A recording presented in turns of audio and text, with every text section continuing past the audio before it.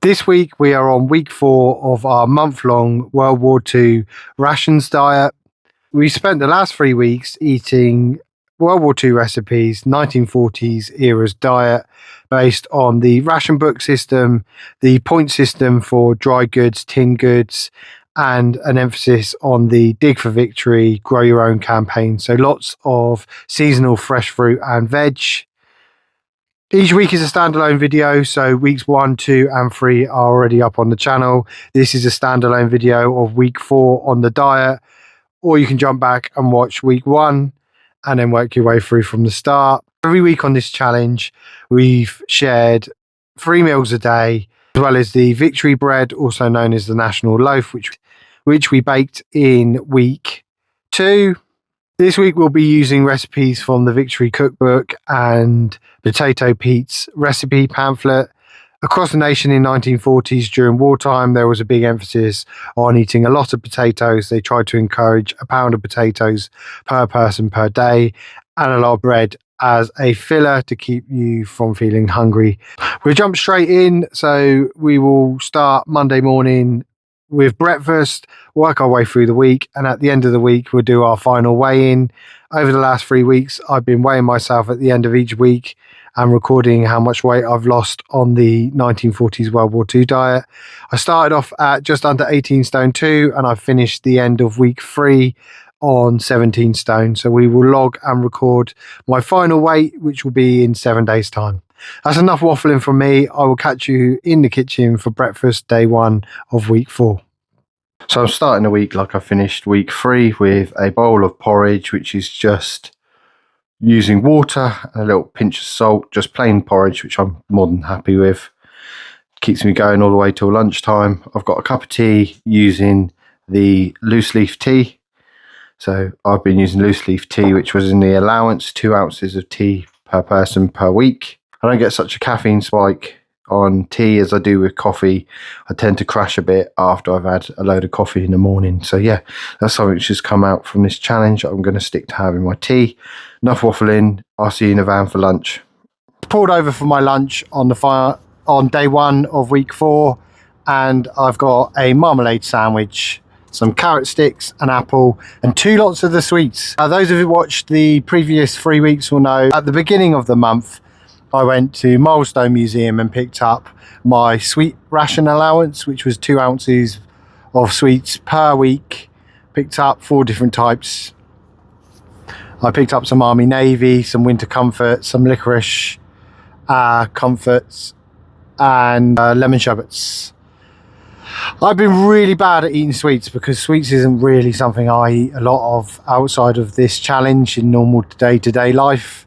So I've had a look through and I think I've got about 2 weeks worth of sweets to eat over the next 5-6 days after today. So I've got 2 winter comforts, which I'm going to enjoy while I'm driving around at work. I'm going to eat my lunch, going to get home. I've still got some of that really delicious vegetable stew from week 3. I'm going to cook that up, but because it's quite thick, what's left over, a lot of it is just the vegetables, less of the stew liquid. I think I'm going to fry up some cabbage and cook up some bacon to have with it as a different type of meal. So yeah, I'm going to enjoy that. So I'll see you at home for that after I finish work. I mentioned at lunchtime that I was going to have the leftover stew with some fried cabbage and bacon. Changed my mind because I remembered when I got home that I put cabbage in the actual stew. So we'll save the rest of the cabbage for tomorrow's dinner. I've got a small slice of ham, my stew, which is nice and chunky, look. So if you want to see me making that, jump back to episode 3, so the week 3 video, and I've got another cup of tea on the go. That's my dinner. Mondays tend to be the most hectic. I think every Monday on this challenge I've said that it's hectic. I think you're probably getting bored of me saying it, but they are the hardest days for me to get things done.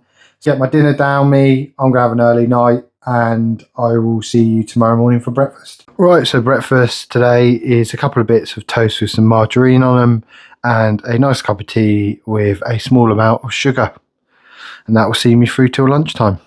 Just pulled over for my lunch. I've got some fish paste and lettuce sandwiches, an apple, a pear, and one of the winter comforts, hard candies, hard sweets, boiled sweets.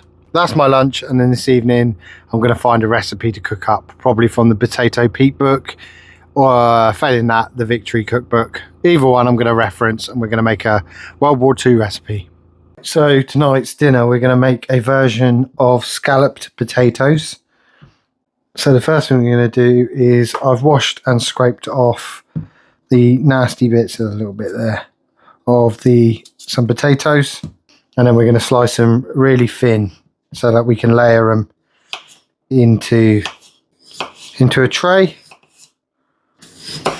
So this is one of the recipes which was in the Potato Pete recipe guide, which was a character. I'll put a picture of him up on the screen now. Potato Pete was a cartoon character from the British Ministry of Foods during World War II. He was part of a campaign which encouraged citizens to eat more homegrown potatoes, as imported wheat was in short supply. Radio ads and recipe books to promote potatoes as a versatile and hearty alternative to bread. He often appeared alongside Dr. Carrot. So there was Dr. Carrot and Potato Pete. He was basically created to reduce Britain's reliance on imported food. Homegrown food was a focus. The character promoted Dig for Victory campaign, encouraging people to grow their own vegetables. The campaign highlighted potatoes' versatility, and Pete encouraged people to use them in a wide variety of recipes, from main courses to desserts. Potato Pete was very popular during the war, even gaining a cult following and having a song written about him. The Ministry of Food published a recipe book featuring Pete to help people use potatoes in new ways. This is one of the recipes from said recipe book. So we've got a pie dish, and we're just going to layer some of the potato. Probably need a bigger dish than that, don't I? It's not going to work. So we're going to do a layer of potato in the dish. Preheat the oven. To each layer of potatoes, we're going to add some flour, and then season the flour with some salt and pepper. We need some spring onions. Going to work my way through quite a few recipes using potatoes this week, just because I really want to highlight the fact that potatoes were such a regular, common thing to be used. Like I said previously, they recommended eating up to a pound of potatoes per day. So got some spring onions sliced up. And then we're just going to roughly chop up a load of lovely fresh parsley. Lovely cup of tea on the go while I'm making my dinner. So we'll sprinkle in some spring onions and a generous amount of the parsley, and then layer the next lot of potatoes. Back in with the flour, some more spring onions and the parsley. Just keep on layering the potatoes. Just made a mistake, didn't I? Said in the recipe book to season each layer. So there's some more pepper and salt, and then back on with the potatoes and the flour. Probably going to do one more layer, so we'll do the last of the spring onions and the parsley. It's quite nice and vibrant like that, doesn't it? Finally, a little bit more flour and seasoning. Now these recipes, they don't give you the best of instructions. So the next stage is to add milk, and then we're adding half a pint of milk.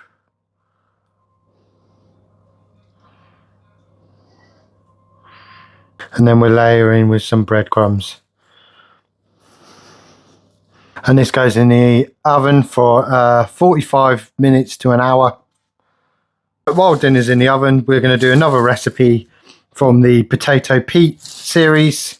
We're going to do the potato sandwich spread.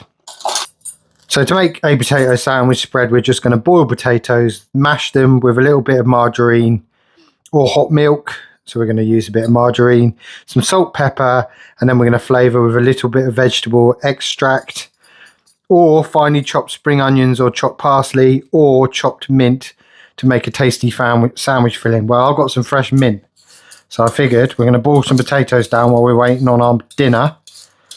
Then we make the mash with some mint, so we've got minted mash, and that's going to be our sandwich tomorrow. Because potatoes we use commonly, this is actually mentioned in the comment section on the channel on week 2, I think, that potatoes were used for sandwich filler. So I don't just have to keep having jam, fish or meat paste, or marmalade sandwiches. So we're going to try that. Seems interesting.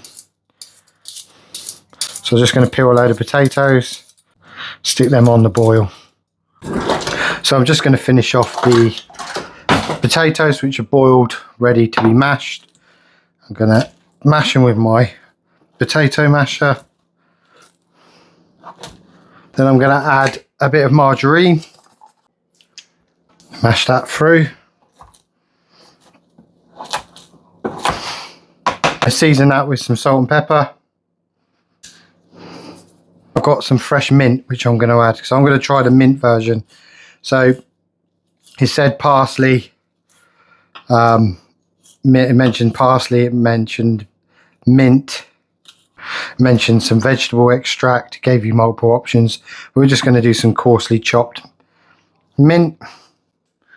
It's interesting to see what this is like in a sandwich tomorrow. Definitely mixing it up. And this was what was recommended in the Potato Pete recipe book. Good old Potato Pete showing us the way. Well, I know this is going to be cold in a sandwich, but I'm just going to try it with a bit of the mint, if I can get some. There we go. That's really tasty. Right, I need to crack on because I want to get dinner sorted. Put that to the side to cool down. So I've got some cabbage I want to use, so I'm going to do a bit of fried cabbage. So I'm going to take a chunk off. That'll do for today.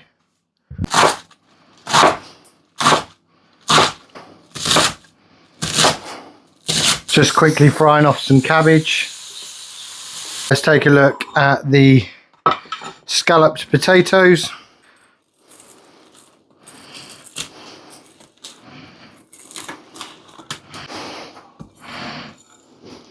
Big healthy plates worth of food there.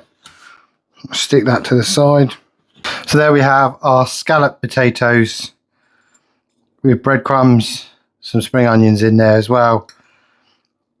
It's going to be boiling with some fried cabbage on the side.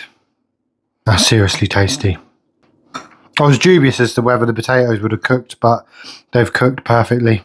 I think the key to that is to have them sliced really thin. There we go, that's dinner.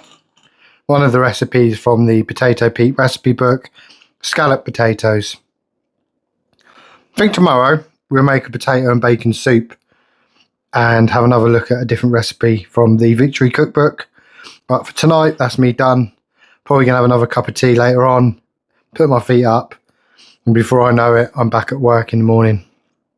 So for breakfast, I've got my toast with jam on it and my cup of tea. And I've had a little think last night, and if I get the time this evening, I'm going to make a wartime cake. So that's as long as I get time, that'll be something we get on and do tonight. So it'll be a basic, simple sponge cake using limited ingredients. I'm going to get my breakfast down me and get myself to work. Just pulled over for my lunch. I've got the potato sandwich filler. So it's like a salty mash with a mint flavouring, which is really nice. Definitely different compared to some of the standard jam sandwiches and that I've been having lately. And then I've got a pear and an apple, and guess what? I forgot my sweets again. Another day with me forgetting my sweets. I think I might just shove the whole lot in my bag so that I don't forget them for the rest of the week. I'll see you back in the kitchen later. We're going to make the first of 2 cakes this week, and this one's going to be a war cake. This actually dates back to 1918 around that time. This one relies on no eggs, no milk, a limited small amount of margarine. Let's go through the ingredients and let's get this ready. Let's get this prepared. So the first thing you're going to need is 150 grams or 5.5 ounces of sugar, brown sugar. 150 grams, 5.5 ounces of raisins, sultanas. 150 grams of 5.5 ounces of currants. You can also add in dates and prunes if you have them available. We're going to use 1 teaspoon of cinnamon, 1/4 teaspoon of ground nutmeg, 1 teaspoon of ground ginger, 85 grams or 3 ounces of margarine. We're going to use a pinch of salt, 300 grams or 10.5 ounces of plain flour, 1 teaspoon of bicarbonate soda, and half a teaspoon of baking powder. So those are the ingredients we're going to use, and one final ingredient, we're going to add water to the mix as well. So this recipe is from the People's Friend, January 7th, 1918. So over 100 years ago. This cake will last for up to 4 weeks, stored in a tin. Could have done this at the beginning of the challenge. Hold my hands up, that's my mistake. It's only towards the end of the challenge that I've actually got excited about doing some baking. We'll come back and we'll do another couple of weeks or even another month on the World War II diet. So I'll have plenty of time to do more baking, and we won't leave it to the end of the challenge to get on and do it next time. So the first thing we do is add half a pint of water to a pan. Apart from the flour, the bicarbonate soda and the baking powder, all the other ingredients are going to go into the pan with the water. So we start by adding the sugar, the raisins and sultanas, and the currants. In with the margarine, 1 teaspoon of the ground cinnamon, 1 teaspoon of the ground ginger, and 1/4 teaspoon of the nutmeg. And then we're going to boil this down for 3 minutes. First of all, just mix it. It's got a really spicy, fragrant smell to it already. This effectively is a fruit cake. I did have a fruit cake at the beginning of the week, week 1. I was working my way through that, having that with my lunch. I think what I'll do if I come back to it is I'll make sure, so say we do another month on a World War II diet in 2026, I think I'll make sure all I have is the national loaf. So I'll make a national loaf each time I have bread, and if I'm having cake or anything like that, we'll make sure I make them, and the same with biscuits. I've went between having my own, making my own, and buying some just for convenience. I think if we do, when we do another challenge with the World War II diet, I'll take away that convenience and I'll make sure I make it all. Right, this needs to boil down for 3 minutes. Add the 1 teaspoon of bicarbonate soda to the flour mix, and then half a teaspoon of the baking powder. Going to mix that through.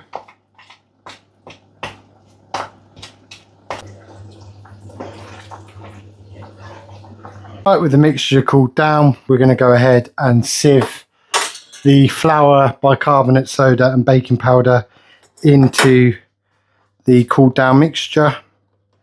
Just do a bit at a time and then mix that through. It's all mixed together nicely. I'm going to add this to a loaf tray, and then we're going to, which has been greased.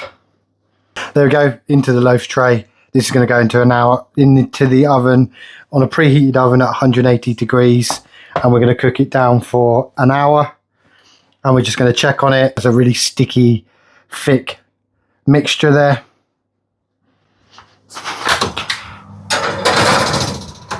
Right, this is cooled down. Really impressed with that, to be honest. Look at it. Do you know what it reminds me of? It reminds me of malt loaf. I love malt loaf.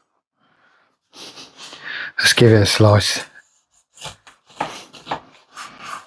Oh, look at that. That's really good, isn't it? Let's give it a taste, shall we? For such a simple recipe, that is delicious. This is tasty. And like I said, it lasts for up to 4 weeks if stored in a container in a tin. But that's a really nice, thick, dense, and it's really soft and moist in the middle. It's not really dry like I thought it was going to be. And it's made with water, so there's no milk or egg in it. Really impressed with that. I'm going to make a potato and leek soup. So I was umming and ahhing what I was going to do with my potato and the soup. But I'm going to add a bit of bacon to it as well, just to mix it up a little bit. And I fancy a little bit of bacon. So first things first, I'm going to put some fat. I'm going to put some beef fat into a saucepan. And we're going to heat that up. So that's dripping. You can use lard as well, or a bit of butter. I've got 4 medium leeks, which I've already gone ahead and sliced down the middle. And there's a video on my channel of me doing that because I've learned that recently. So I sliced down the middle and then washed them out thoroughly. Because my one gripe with leeks, and these are my allotment leeks, is they get a lot of mud in them, a lot of soil and grit. And that's the last thing you want in your soup, or any recipe for that matter. So just going to dice up the leeks, and the leeks are going to go into the pan. There's something about growing your own veg and using your own veg to feed yourself. There's an added value to it. It's hard to explain, but when you grow your own and you produce your own food, or for example, you go out, catch your own fish, rabbits, stuff like that. I'm always out trying to catch a fish. Not very good at it, but I do try my best. I think there's an intrinsic value to it, which makes you appreciate it more, value the food more, because you've had to work for it to get it. It's not just come off of a shelf.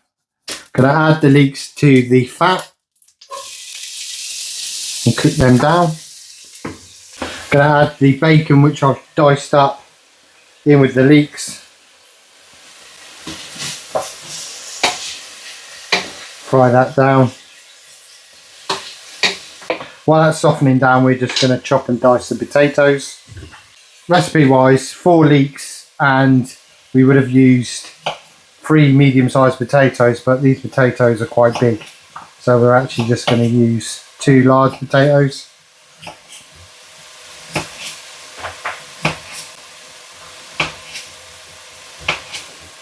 Just going to get on and dice them. So I've added the potatoes in with the leeks and bacon. Just going to cook it down for a further minute. Next we're going to add some stock. Simmer that down for 25-30 minutes until the potatoes softened. Soup's done, happy with that. Potatoes have all softened down. Now at this point you could add a bit of milk. In the recipes as well, it says optionally you can add some powdered milk, but I quite like my potato soup like that. I feel like the potatoes gives it enough thickness as it is. So I'm just going to add some seasoning, some pepper, a lot of pepper and salt for everything in it. Some salt and a bit of parsley as well. Mix that through while it's piping hot. There's at least 4 portions there. Lovely hearty bowl of leek, bacon and potato soup.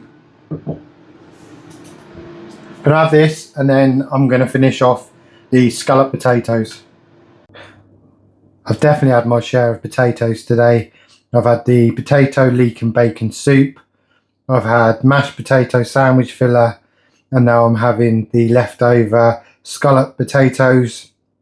I've used a tiny bit of cheese allowance over the top, and I'm having a little bit of ketchup with it. But yeah, definitely made the most of that. I've still got a load of the mashed potato with mint in it, and I'm thinking I'm going to do a cottage pie tomorrow with minted mash on top. I think that sounds really nice. Instead of a cup of tea this morning, I actually fancy a bit of Bovril. So I'm going to have a Bovril drink because that was something that was had quite a lot during the war. There's a beefy drink. Something we have at home quite a bit as well. Shire specifically, he likes a Bovril drink after rugby or on a cold night.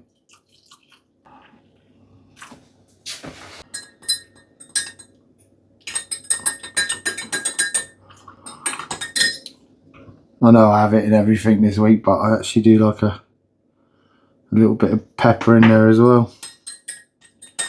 I'm just making up some porridge. Got some porridge and a beefy Bovril drink this morning. That'll get me through till lunchtime. Just pulled over for my jam sandwich, load of chunky carrots, and I'm thinking to myself, why didn't I bring some soup? I've got plenty of it. I don't know, rookie mistake. I could have had a lovely potato, leek and bacon soup. I guess I can have that tonight as a starter before I have my cottage pie I'm going to make with the minted mash, and I'll probably have enough soup and actually take it to work tomorrow to enjoy as well. Right, going to knock up a quick cottage pie. So I've got an onion, a carrot, I've got some mince. Just going to chop up the onion, dice the carrot nice and small. We'll start by frying it all off in the pan, and then we will add a little bit of flour and probably some Bovril just to give it a bit more beefy flavour, and then a little bit of liquid to thicken it up, so we make like a gravy to go with it. Then we're going to top it with the mashed potato, the minted mashed potato, and then stick it in the oven. That's going to be dinner for today. Do you know what? I've been thinking about this all day, but I really do fancy some more of the vegetable stew I made in week 3. I just love the stuff. It was so tasty. It went over a few meals. So I'm going to have a little think whether I finish the challenge, because there's plenty of time to come back and do another month. So we could come back next year, you know, or 6 months time, maybe do it in the summertime, because I was talking on the channel to someone and they mentioned about with seasonal fruit and veg, maybe doing the summer version down the allotment. So I've got plenty of time to go through and have a look at other recipes from the recipe books. I'll show you some more books I picked up in a minute as well. I've just been hovering around on Vinted, worldbooks.com. They've been fantastic as well for finding other books for referencing. I'm going to go grab them after I've chopped this carrot up. But anyway, I'll get this done and then I'll show you the other books I picked up quickly. Hopefully use the fat from cooking the mince to cook the onions and the carrot at the same time. That's the plan anyway. So there's the mince, there's the onion, there's the carrot. Now I'm cooking a smaller portion here. I am going to put in some butter beans just to stretch it out a little bit. So a pound of peas or a pound of dried beans or lentils would have set you back at 1 point out of your allocation of between 16 and 24 points. So a good way to add extra protein and stretch that beef mince out is just to add some butter beans into the mix.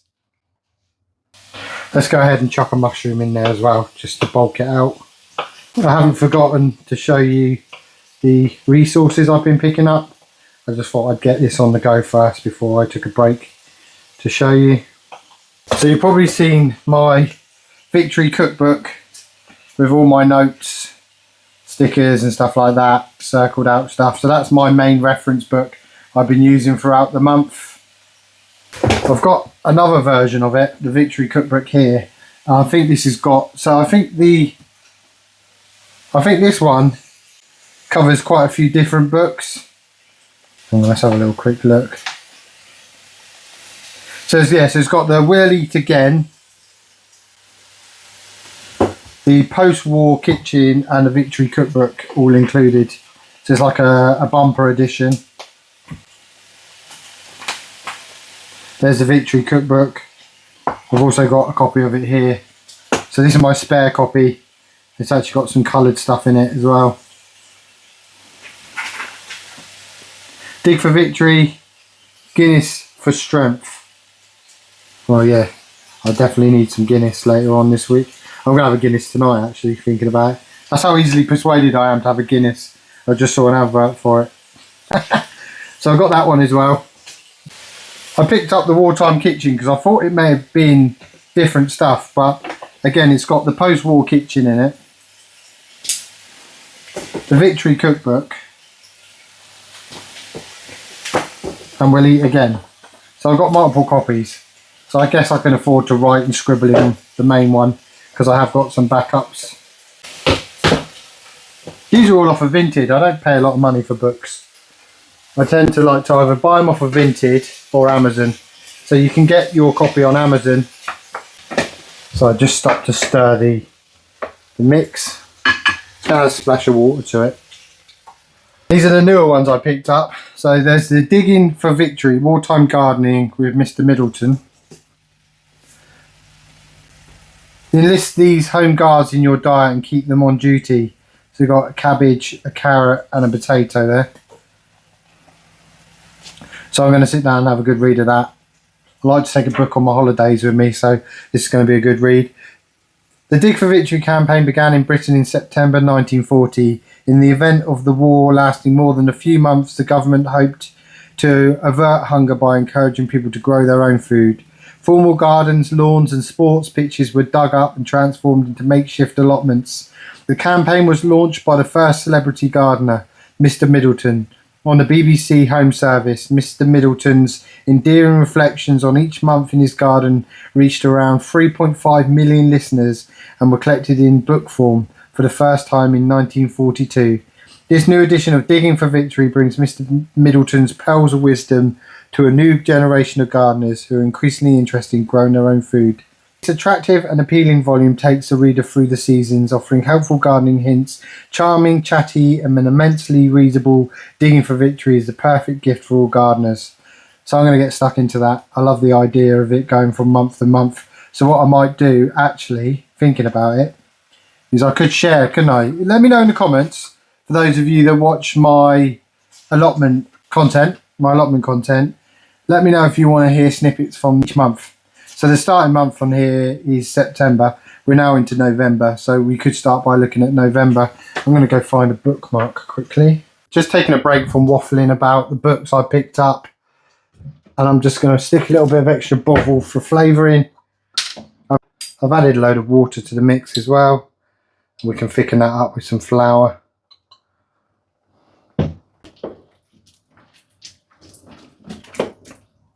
Let that simmer for a little bit longer. So the other two books that I picked up are Rationing in the Second World War, Spuds, Spam and Eating for Victory. The battle to keep the nation fed during the Second World War was waged by an army of workers on the land and through the resourcefulness of housewives on the kitchen front. The rationing of food, clothing and other commodities played a big part in making sure that everyone had the fair share of whatever was available. In this fascinating book, Catherine Knight looks at how experiences of rationing varied between rich and poor, town and country, and how ingenious cooks often created meals out of very poor ingredients. Charting the development of the rationing programme throughout the war and afterwards, Spuds, Spam and Eating for Victory documents the use of substitutes for unavailable luxury ingredients, which results in such delicacies as carrot jam and oatmeal sausages. The introduction of Spam from the United States in the 1940s led to this canned spiced pork and ham becoming an iconic symbol of the 20th century's worst period of shortages. Over 70 years after the outbreak of the Second World War, this book hears from some of the people who were young during the conflict and shares their memories, both sad and amusing, of what it was like to eat for victory. So I'm going to be doing a lot of reading and research when I come back in 2026 to do another month on a World War II ration. Something else that was mentioned by someone in the comments, which I really loved, was taking a look from the US perspective of rationing, the German and Russian perspective of rationing, as well as I want to do a week with a vegetarian ration diet because there was an increase in cheese and other items with the removal of meat. That said, I've got plenty to get through and research for you guys. The final book I picked up was Eating for Victory, Healthy Home Front Cooking on War Rations. And this is never before published in book form. This nostalgic collection of original facsimile leaflets helps to show how millions of people in Britain made do with food shortages during the Second World War. The government did its best to keep everyone's spirits up by issuing scores of these jolly leaflets, giving advice on everything from how to make the most of fat ration to cooking white fish, packed with hints, tips for healthy eating. Much of the advice is relevant today, as it was 60 years ago. So go on, rustle yourself up a 1940s meal and eat for victory. This one I'm really excited to work through. So it's got loads and loads of recipes recorded from the leaflets which were given out at the time. It's got some really nice artwork in there as well. So it's got high teas and suppers. We've got meat curry, hamburgers in brown sauce, dumplings, mince in the hole. Never heard of mince in the hole before. Stewing, braising, mock fried egg, Madeira cake, Spanish omelette, scrambled egg. How to make short pastry, cheese and vegetable cutlets. There's so much in here. This is literally going to be another real asset for another ration week or month. So I picked up that, really chuffed with that. I'm going to try and put links to all these on Amazon for you if anyone wants to pick some up. This is the pamphlet which started it all, Wartime Cookery, and I've gone through, made a few of my own, few recipes out of this and shared them on the channel individually, but there's still plenty more in there to go. And then finally, because I need to get on and do dinner and I'm having a good old waffle to you guys about books, I picked these up off of Vinted. These are old cutouts from original newspapers, so that's something else we can take a look at. I think the recipes are on that size. But yeah, lots of info. I've been building it up, collecting it as I go. And as I said, without waffling on, there are going to be loads more weeks of me doing World War II rations. It's a real passion of mine. I find it so interesting. I learn so much. And I think there's a lot to be said to the basic cooking being applied to modern day cooking and how I'm learning and advancing with my cooking skills. And again, it ties in with budget cooking and making do with less, using more basic, cheaper ingredients. And then it ties in with my allotment, because if you watch in a week or so's time on my allotment video, I'll be sharing with you that a majority of the stuff I'm growing down the allotment is inspired by the Dig for Victory campaign. So lots of turnips, swedes, potatoes, cabbage, stuff like that. Right, let's get some flour into here. Using wholemeal flour. Could have used oats as well. Oats are used a lot. There you go. Just going to season. Well, that's ready to go into a casserole tray.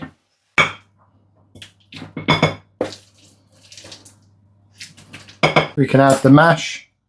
So we're using up that minted mashed potato. Going to stick that in the oven and then I'll get back to you. There we go. I've got the cottage pie out the oven. It's nice and golden crispy on the top. Just poured myself a Guinness because why not? Let's open this up, take a look at it, and I'm going to serve it up with some boiled cabbage. There we go. Nice thick. That was enough to serve two. I've got another half there. I've got a lovely dinner on the go as well. Let's give this a taste test. It's really tasty. Really, really tasty. Beefy, full of veg, but I love butter beans anyway. And some lovely cabbage. Proper healthy, delicious dinner there. Cheers. I have to say, I really like the mint mashed potato on top. Just adds an extra flavour to it. Just improves it, to be honest. Breakfast today is some margarine on toast and a cup of tea with a little bit of sugar in it. And I've remembered to take the soup with me for lunch today. I've got a hot lunch for my last working day of the month-long challenge. I've got, oh, it's not focusing very well. I've got my potato, bacon and leek soup, so I'm going to enjoy that. I've got a spoon, but it is in a flask, so I can kind of drink it / use a spoon to eat it. But I'll see you back home for Friday night's dinner. Tonight I'm using up the leftover cottage pie, and I've got some little baby carrots, and I've got some cabbage on the go as well. Nice easy dinner on a Friday night. Gonna smash this. I'll be up tomorrow. Can make something a bit different for breakfast because I've got 2 days left and they're both on the weekend, so I'm not at work. Well, I know I said I was going to do something a bit fancy for breakfast, but it's very close to Christmas.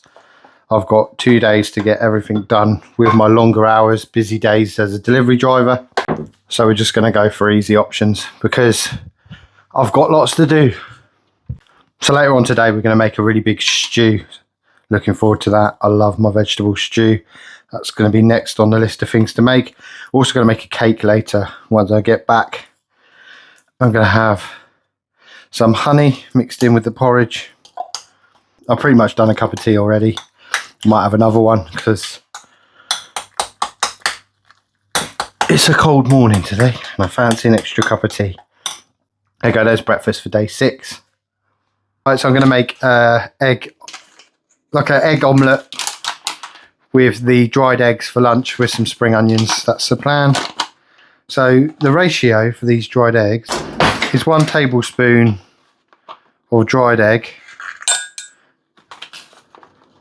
to 1 tablespoon of water, and 2 tablespoons constitute 1 large egg. So I'm going to have 2 lots. So you've got your dried egg ration and you've got allowance each month, and you've got your fresh egg as well. We haven't used a lot of dried egg, so I can afford to have a couple of eggs worth. Just going to add some water to that. Give that a mix.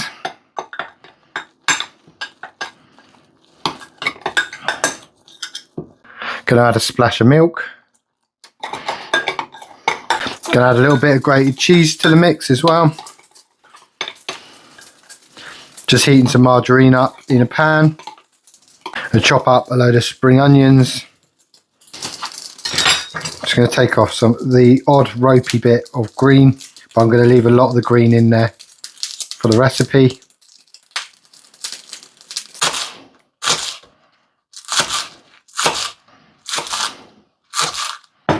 Chuck that in with the mix, the contents into the pan. I want to get every last bit of that into the pan.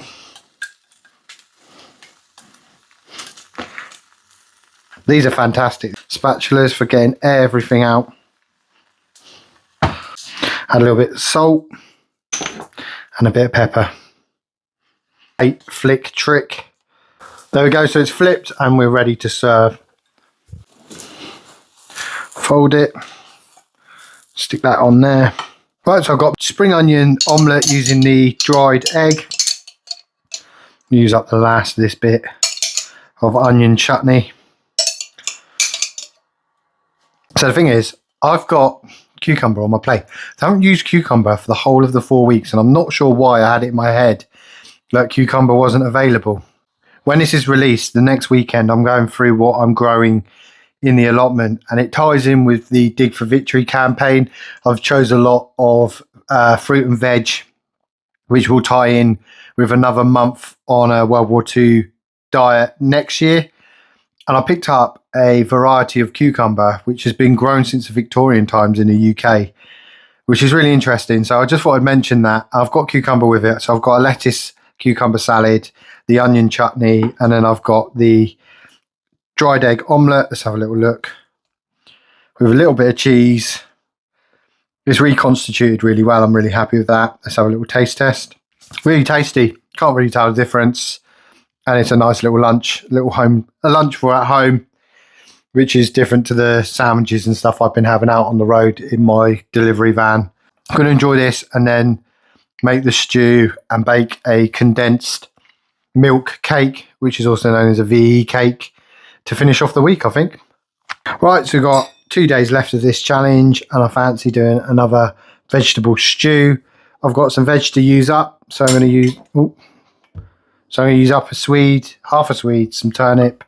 I've actually got some parsnips I want to use up, throw into the mix. I've got a big old chunky onion, some carrots. I'm also going to throw in a few smaller carrots. I might take one of them back actually. I'm going to throw in some smaller whole carrots. Going to make this into a really chunky vegetable stew. And I've got a load of small potatoes. Ooh, throwing everything.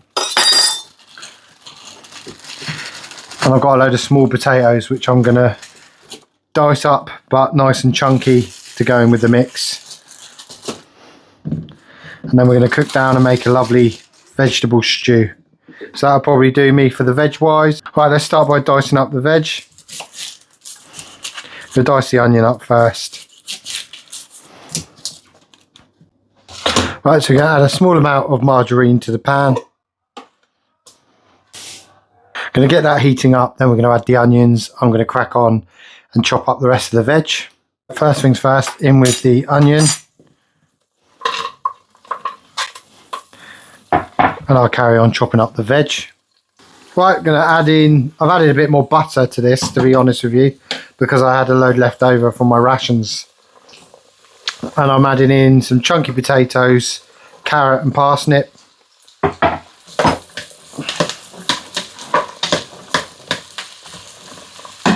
Free up some space so I can chop up the rest of the swede and turnip. In with the swede, again, lovely and chunky for the stew.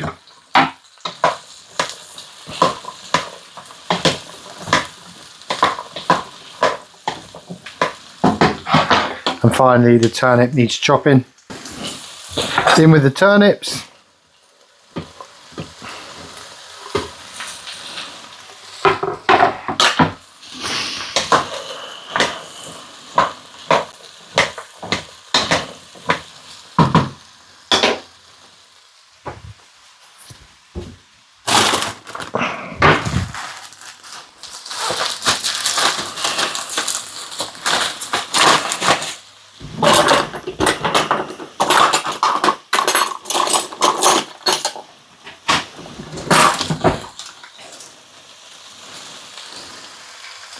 Sprinkle in a couple of tablespoons of flour, stir that through for a minute, and then a litre of stock. In with a couple of bay leaves this time, and a healthy dose of black pepper.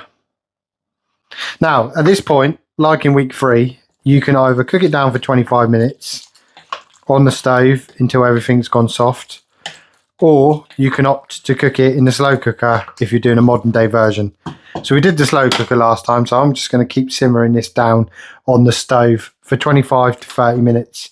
And while I'm doing that, oh, by the way, just to mention, the little baby carrots aren't going in. They're going to go into a different dinner. I'm pretty sure I've got enough veg in there on the go. Enough waffling. What I'm going to do now is I'm going to get on and make a second cake for this week. And I'm going to do that using condensed milk. So this was a VE Day cake, or also known as a condensed milk cake. So let's get on and do that while we're cooking the rest of the stew. And then when we get towards the end of cooking the stew, for the last 5 minutes, we're going to add in cabbage. We're going to add in some suet dumplings as well. Right, let's get on while the stew is cooking down and make our condensed milk cake. So for this, you're going to need 3 ounces or 75 grams of margarine or butter. You're going to need 225 grams or 8 ounces of self-raising flour. If you don't have self-raising flour, you can use plain flour. That's the same, 8 ounces, 225 grams. But you will need to add 4 teaspoons of baking powder. We're going to use the self-raising. 3 ounces or 75 grams of raisins or sultanas. We're going with sultanas. 1 tablespoon of marmalade. I've got an orange marmalade there, thick cut. 6 tablespoons of condensed milk, which will be made up to 1/4 of a pint, so 150 mils of water. 2 fresh eggs. Now, before anyone jumps on me about the egg situation, this is a victory celebration cake, and this is also a cake in which we're using up rations for multiple people. So I based a lot of my recipes over the last few weeks on a family of 4. You wouldn't have your rations separated out and cooked exclusively for yourself. So the person in the household, predominantly back then, it would have been the woman. So the wife, the mother, would be doing the majority of the cooking. It's just the way it was back then. I'm not saying that I agree with it. Back, nowadays, modern times, my wife works, my wife studies. I do most of the housework and cooking. It's a different generation, but that's what would happen back then. So everyone's ingredients, so the egg allowance, your ration allowance, would all be combined, and meals and food would be made based on the family. That's where we're at. Also, egg-wise, something I did a little bit of research on and looked up, because a lot of people will mention the availability of eggs. I live in the New Forest. I live in a rural community. There was a lot more availability of fresh eggs for us than there would have been for inner city people, such as London, big city, big metropolis places. It's just one of those things. A lot of people have chickens. A lot of people have chickens here. In the modern day, it's a rural community. So yes, you can use dried eggs. You can use fresh eggs. Yes, there was a restriction and availability eggs was lower. Because I live in such a rural community in the New Forest, there's a lot of chicken producing farms. It would have been a bit easier to get hold of them. Enough waffling on. Let's make this recipe. First of all, we're going to get the butter. We're going to add it to the flour, and we're going to rub it together. Let's get on and get that done first. Right, next we're going to do the evaporated milk. I haven't got a sweet tooth, but I absolutely love condensed milk. So I guess okay, I have got a sweet tooth for specific things, but that stuff is incredible. If you've never tried it, it is very, very sweet and milky and delicious. So we're going to do the 6 tablespoons, which we're just going to put into a jug. Can you see what I'm doing? Not really.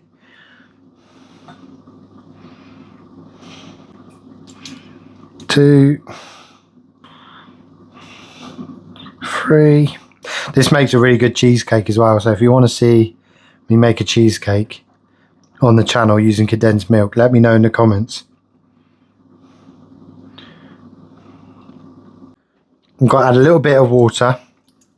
Mix that through. Peyton, my daughter's really happy I'm making this stew. She's a massive fan of vegetables. She's a big veggie eater. She doesn't eat a lot of meat. She does eat meat, but she doesn't eat a lot of it. So she's really excited because she knows she's going to get veggie stew. But that's the condensed milk mixed up with a bit of water. We got the 2 eggs on the go, and then the sultanas. So let's add in the fruit first. Then the eggs. So 1, 2 eggs, and the milk.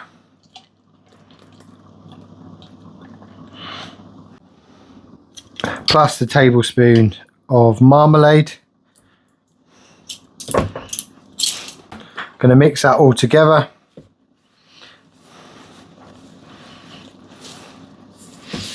Until it forms a soft consistency. Our confession, I mean, I've started making bread, but I very rarely make cakes. I'm not a big baker. I've been more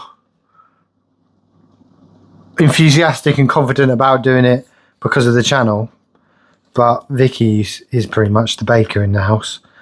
I get a bit scared of it, if I'm honest with you. I don't know. I make it into a bigger deal than it is. I've made some lovely bread recently.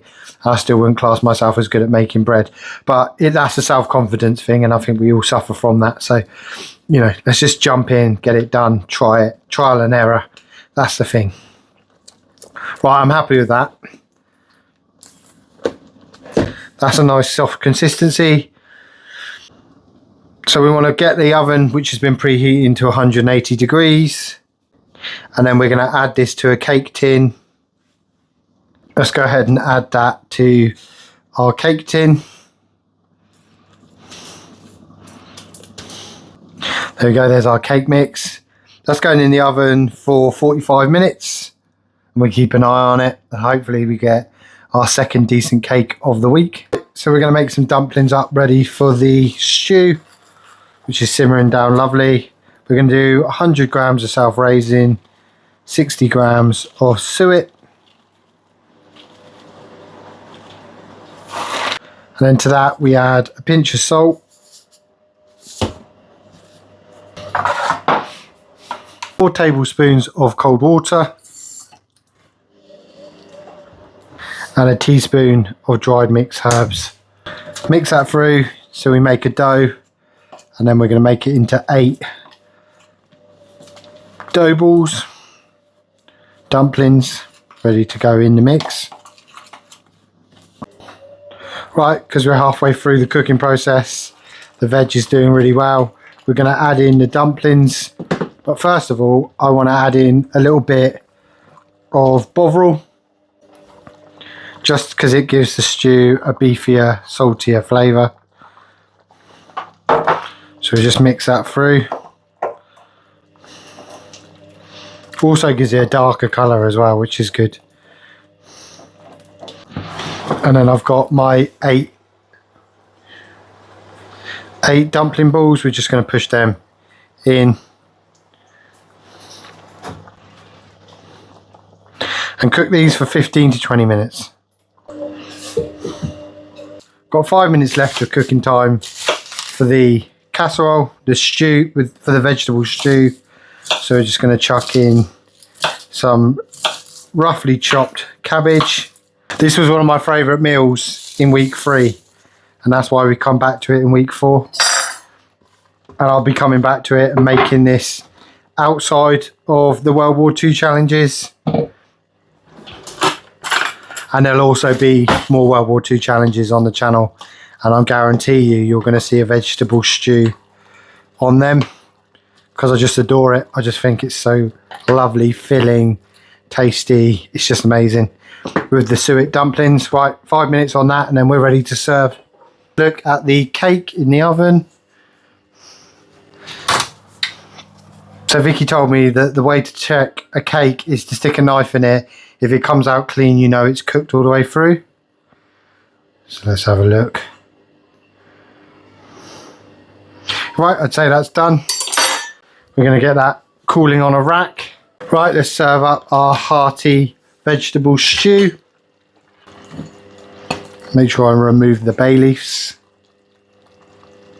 Right, got a little bit more pepper to this. Super excited for this. This was my favourite meal from week 3. Give it a taste with a bit of the dumpling. Superb. Incredibly filling, delicious. Loads of fresh veg in there. The dumplings make it really filling and satisfying. Every time I had this last week, I felt full, satisfied, and just happy with it. I love it. This is going to be one of those recipes that you see feature in my normal day-to-day cooking after I come out of these World War II diet challenges. I just love it. Right, I'm going to get on and enjoy that.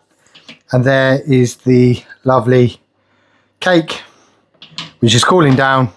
In the recipe guide it says allowed to cool down completely before slicing and serving, so we'll come back and try some of that in a bit. Let's take a look at the cake, which is fully cooled down.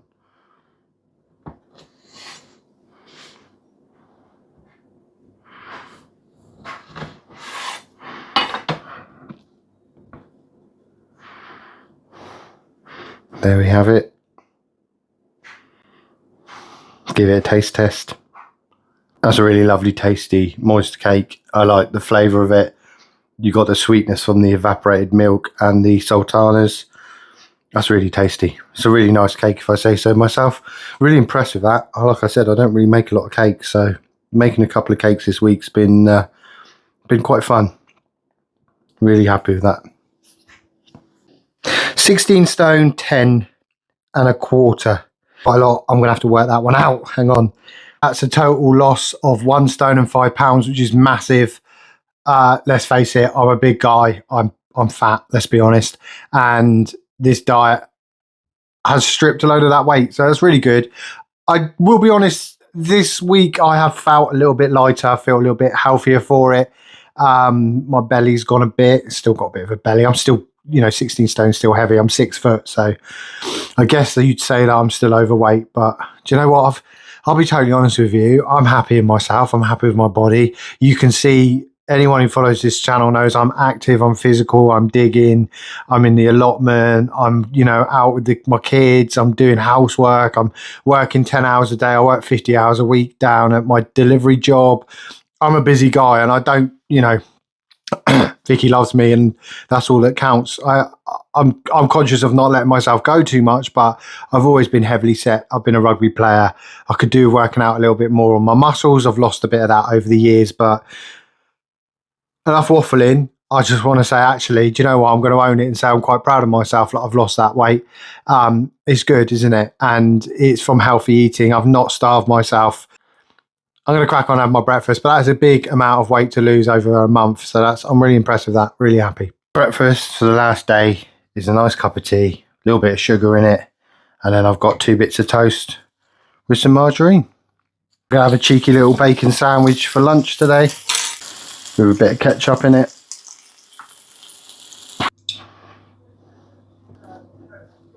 For my lunch, I've got a bacon sandwich, some chopped carrots, and chopped up apple. Finish off this challenge. My last meal of the challenge is going to be, I'm going to have to say, my favourite meal of the entire month. I just don't know what it is about it. I just absolutely love the vegetable stew. It's one of my favourites. I do like putting a lot of pepper on it.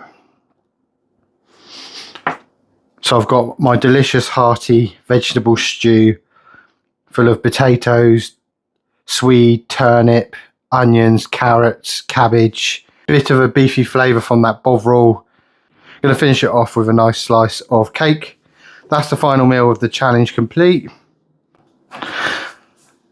Going to eat this, finish this off, and then I think we'll sum up the month. I just sat down in my van on a late break during my shifts.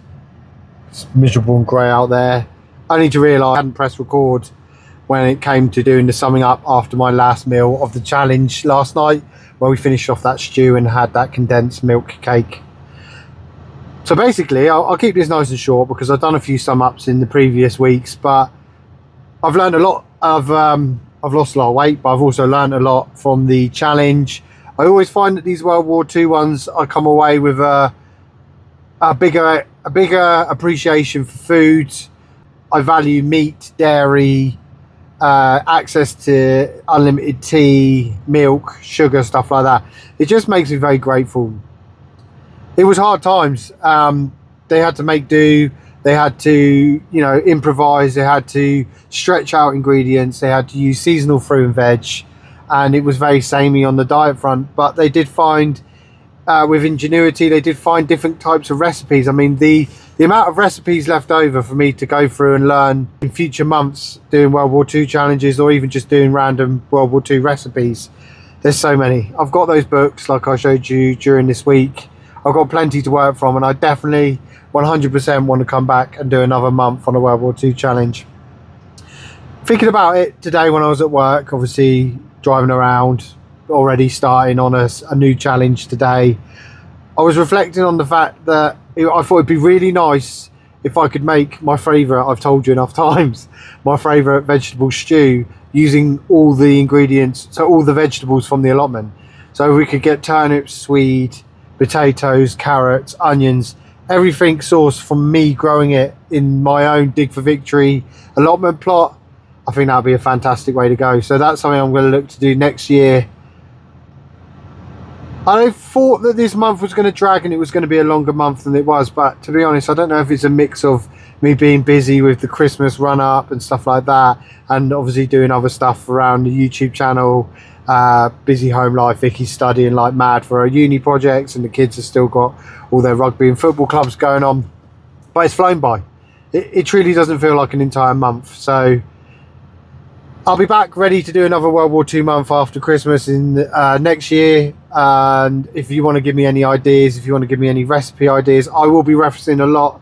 I will be referencing a lot from the books that I've picked up over the last couple of weeks, as well as more recipes from the Victory cookbook.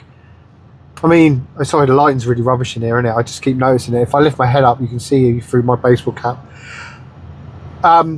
So lots to work on, lots to read up on and try and improve on, and I'll hopefully be able to bring you a bit more information, some historical tips and stuff like that. Thank you for watching all the way through. If you've watched all of this one and you've watched all the previous weeks, so 1, 2, 3, and this has been the 4th one, I really appreciate it. I will chuck in the description links to some of those books if you want to find them for yourself, have a look, go through them, maybe cook some of the recipes yourself. Please do reach out to me in the comments, let me know your opinion on this month-long diet. Let me know what you think about my weight loss. Still got a bit of weight to lose, haven't I? But it's a decent amount of weight, which goes to show that healthy eating does help. And like I said, I didn't really starve, did I? I had loads to eat, but it was mostly veg. I do feel like I was lacking in protein a little bit, but I don't know if I felt it necessarily, because everything I was eating was quite substantial and filling, and like I said, I didn't really feel hungry. That leads me to say thank you so much for watching. If you haven't already, if you want to support this channel, jump in the comments, hit that like button. You can hype this video in the first 7 days of it coming out, and if you haven't, please do subscribe, and I'll hopefully see you in a future video. Thank you for watching. Bye bye.